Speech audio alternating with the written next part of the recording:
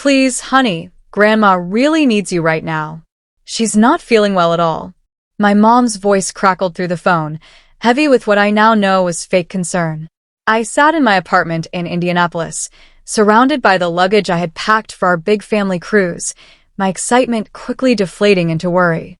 Of course I'll stay, I replied without hesitation. The cruise isn't important if Grandma needs help. Those words would come back to haunt me just hours later. My name is Tara Smith, and I'm 28 years old.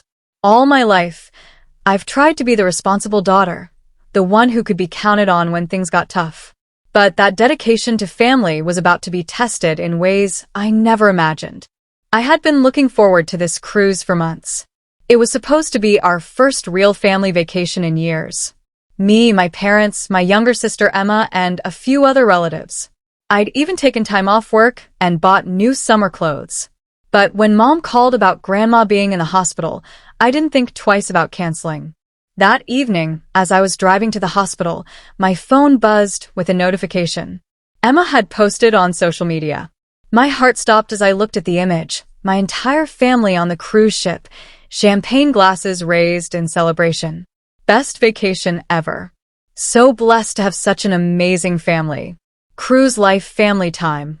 The caption read. I pulled over, my hands shaking as I stared at the photo. There they were, Mom, Dad, Emma, my aunts and uncles, all smiling broadly on the deck of the ship. They had lied to me. They had deliberately excluded me from the family vacation, using my beloved grandmother as an excuse. When I finally arrived at the hospital, there was no record of my grandmother being admitted. My calls to my parents went straight to voicemail. Emma had blocked me on social media within minutes of my seeing her post. The betrayal felt like a physical blow, knocking the wind out of me. I drove to Grandma's house, tears blurring my vision. To my surprise, her lights were on. When I knocked, she opened the door, looking perfectly healthy and more than a little confused to see me in such a state. Tara, what's wrong, sweetheart? Grandma asked, pulling me into a warm embrace. The familiar scent of her lavender perfume brought fresh tears to my eyes. As we sat in her cozy living room, the truth came pouring out. The cruise, the lies, the social media posts that had shattered my world. I don't understand, I said, wiping my eyes. Why would they do this to me? Why lie about you being sick? Grandma's face darkened with disappointment. She had always treated Emma and me equally. But my parents were a different story. Growing up in Indianapolis, I had watched them consistently favor my sister. When Emma wanted dance lessons, they found the money. When I needed help with college tuition, I had to take out loans. I thought about all the times I'd visited Grandma over the years, helping her with groceries, taking her to doctor's appointments, or just sitting together looking through old photo albums. Emma rarely visited unless she needed something, usually money. Yet somehow she was still the golden child in our parents' eyes. Your mother called me last week, Grandma revealed, her voice tight with anger. She asked me to play along if you came by, to pretend I had been in the hospital. I refused, of course. I had no idea they would actually go through with this scheme. The cruise tickets hadn't been cheap, nearly $2,000 per person for a week-long Caribbean adventure. I had saved for months to afford mine, picking up extra shifts at the accounting firm where I worked. Now I wondered if they had planned to exclude me all along, if my ticket money had somehow funded someone else's cabin. You know what hurts the most? I said, staring at my hands. They didn't even need an elaborate excuse. They could have just told me they didn't want me there. Instead, they used you, knowing how much I care about you, to manipulate me. Grandma reached for my hand, her grip surprisingly strong. Sometimes people show you exactly who they are, even when they think they're hiding it, she said wisely. The question is, what are you going to do with that knowledge? I looked up at her, seeing something fierce and determined in her eyes. Little did I know, Grandma had been watching our family dynamics more closely than any of us realized, and she had plans of her own as I sat with Grandma in her living room. My phone buzzed again. This time it was a group text from my cousin Nina, who didn't know I'd been excluded from the cruise. She had meant to send vacation photos to everyone in the family group chat, not realizing I wasn't supposed to see them. My heart sank as I scrolled through the images. There was Emma wearing the sundress I had helped her pick out for the trip. My parents lounging by the pool, cocktails in hand. The whole family gathered for a formal dinner, all dressed up and laughing. But what caught my eye was my mom's diamond necklace, the one Grandma had given her years ago, meant to be passed down to both her daughters on their 30th birthdays. She gave it to Emma already, didn't she? I asked, showing Grandma the photo. Even though I'm the older one, even though we were supposed to share it. Grandma leaned forward to look at the picture, her expression hardening. That necklace has been in our family for 3 generations, she said quietly. Your great-grandmother split her jewelry between her daughters equally. That's why I gave it to your mother with specific instructions. Then Grandma revealed something that made my blood run cold. The cruise hadn't been paid for with my parents' money at all. 2 months ago, she had given them $15,000 to plan a family vacation, explicitly stating it was for all of us. Instead, they had used my portion to upgrade their own cabins and book extra excursions. I've been watching. Grandma continued, her voice heavy with disappointment. For years, I've seen how they treat you differently.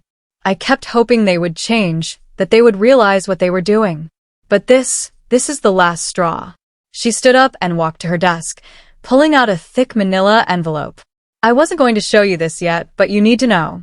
I've been keeping records every time they've favored Emma, every time they've taken advantage of your kindness, every penny they've spent differently between you two. Inside the envelope were bank statements, photos, emails, and handwritten notes spanning years. My hands trembled as I read through them. The truth was laid bare in black and white. The pattern of favoritism wasn't just in my head. It had been calculated, consistent, and deliberate. But why? I whispered, the weight of years of gaslighting and denial crashing down around me. Why did they always make me feel like I was imagining it? Grandma's eyes flashed with a determination I'd never seen before. Because that's what people do when they know they're wrong. They try to make you doubt yourself. But not anymore, Tara. Not anymore. The family cruise was scheduled to last 7 days. As I sat in my Indianapolis apartment the next morning, going through Grandma's documentation, my phone lit up with a text from Emma. Mom said you're spreading lies about us. Why can't you just be happy for once instead of trying to ruin everything? I stared at the message, anger building inside me. They were still trying to make me the villain, even after what they'd done. Instead of responding to Emma, I did something I'd never dared before. I posted the truth on social media. Funny how being lied to about my grandmother being hospitalized just so my family could exclude me from a vacation somehow makes me the problem, I wrote. Attaching Emma's best vacation ever photo. Even funnier how the cruise was paid for with money that was meant to include me. Within minutes, my post exploded with reactions. Family friends who'd known us for years expressed their shock. My cousins, who hadn't known the full story, began messaging me privately, sharing their own observations of how I'd been treated differently over the years. Then my father called. I almost didn't answer, but Grandma's words echoed in my mind. Stand your ground. You've done nothing wrong. Take down that post immediately, he demanded, his voice cold. You're embarrassing this family. No, Dad. You embarrassed this family when you lied about Grandma being sick.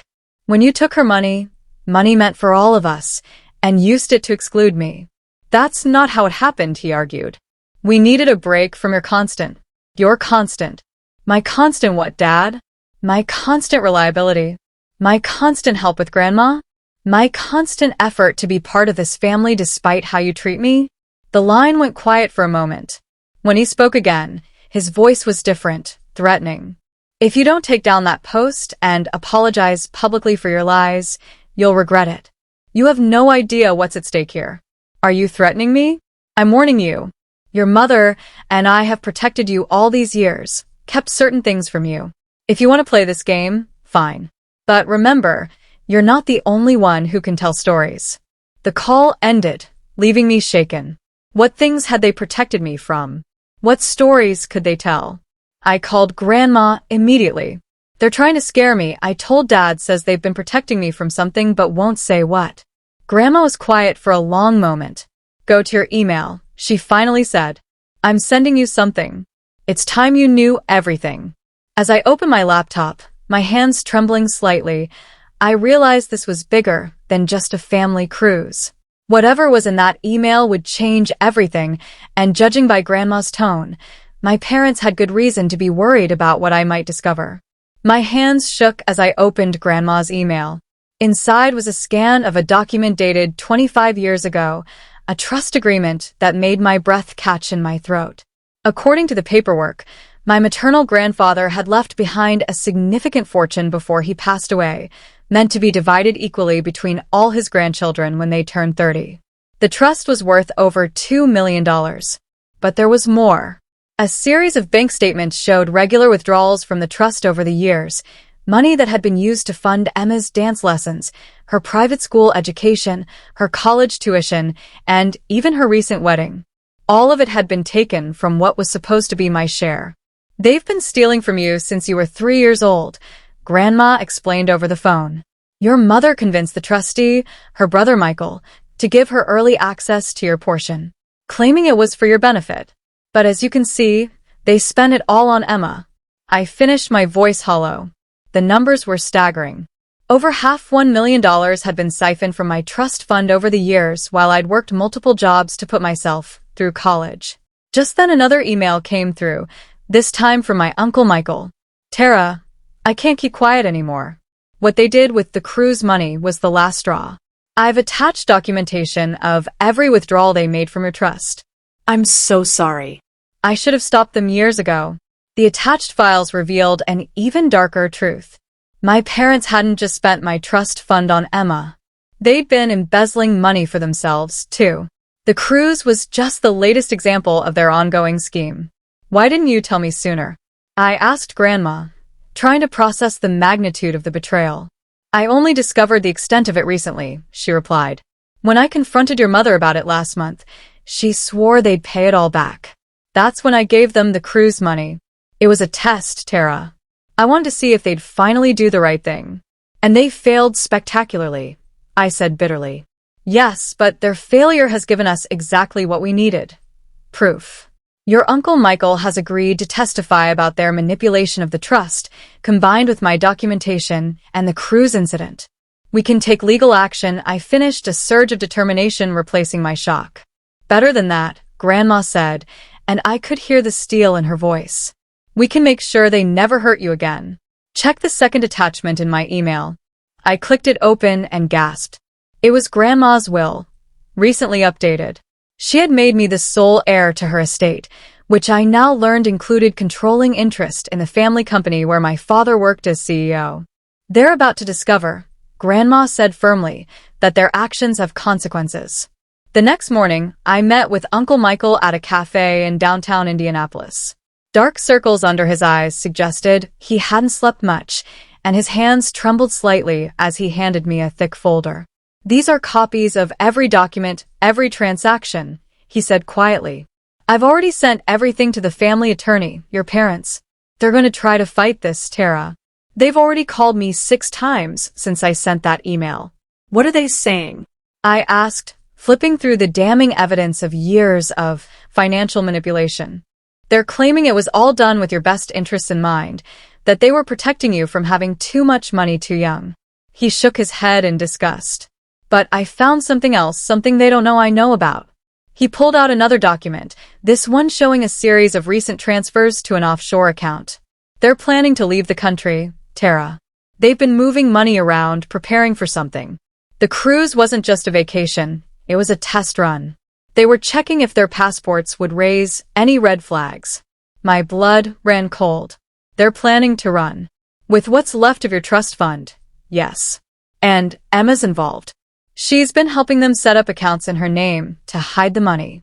Just then, my phone buzzed. It was a text from Emma. "I know what you're doing. You've always been jealous of me, and now you're trying to ruin everything. Well, guess what? You're too late. By the time you figure it out, we'll be gone, and you'll have nothing." I showed the text to Uncle Michael, whose face paled. "They're moving faster than I thought. We need to act now." I called Grandma immediately. She answered on the first ring as if she'd been waiting. "They're at the family company right now," she said without preamble. Your father's cleaning out his office. Security just called me. Can they stop him? Better. I've already called the police and the FBI Financial Crimes Division. They're on their way. But Tara, she paused. You need to get down there. You're the controlling shareholder now. The paperwork was filed first thing this morning. I stood up, my chair scraping against the floor. They don't know that yet, do they? And that's our advantage. Get there before they can destroy any evidence. Uncle Michael's documentation proves the theft, but there might be more we don't know about. As I rushed to my car, another text came through, this time from my mother. You ungrateful child, after everything we've done for you, you'll regret this. But for the first time, their threats didn't frighten me. I had the truth on my side, and more importantly, I had nothing left to lose. I arrived at the family company's headquarters just as my parents were walking out, carrying boxes from my father's office. Emma was with them, looking nervous as she glanced around. They froze when they saw me step out of my car. What are you doing here? My father demanded, trying to maintain his authoritative CEO voice. But I could see the fear in his eyes. Funny, I was about to ask you the same thing. I replied calmly, especially since you're removing items from my company without authorization. Your company, Emma scoffed. What are you talking about? I held up my phone, displaying the ownership documents. Grandma transferred her controlling shares to me this morning, and as the new majority shareholder, I'm very interested in these boxes you're carrying. Would they happen to contain evidence of what you did with my trust fund? My mother's face went white. Behind them, police cars pulled into the parking lot, lights flashing. FBI agents emerged from unmarked vehicles, and I saw Uncle Michael's car arrive with Grandma in the passenger seat. You don't understand, my mother pleaded, her voice shaking. Everything we did was for this family. No, I corrected her. Everything you did was for Emma. And now you are planning to run away with what's left of my money. I turned to my sister. Did you enjoy the cruise, Emma? Was it worth it? The FBI agents approached as Emma burst into tears. My father tried to pull her away, but it was too late. The truth had finally caught up with them all. 3 months later, I sat in Grandma's garden in Indianapolis, watching the autumn leaves fall while we shared our morning coffee. The FBI's investigation had revealed even more than we'd suspected. My parents had embezzled not just from my trust fund, but from the company as well. They were now facing federal charges, along with additional civil suits from shareholders. Emma had made a deal with prosecutors, agreeing to testify in exchange for immunity. She'd moved to Minnesota, finally forced to support herself without our parents' financial backing. Her last message to me was a lengthy apology, but some wounds run too deep for simple words to heal. You know, Grandma said, sipping her coffee, your grandfather would be proud of how you handled everything. He always said money reveals people's true characters. I nodded, thinking of the changes I'd implemented at the company. Under my leadership, we'd established a scholarship program for employees' children and created a more transparent financial system. The business was thriving, built on integrity rather than deception. I never wanted any of this, I admitted. I just wanted to be treated fairly. Grandma reached over and squeezed my hand. Sometimes life's greatest blessings come disguised as its greatest challenges. You've turned their betrayal into something positive. She was right. I had found my strength, my purpose, and most importantly, my self-worth. That cruise they took without me. It hadn't been the vacation of a lifetime after all. It had been the beginning of their downfall and the start of my new life.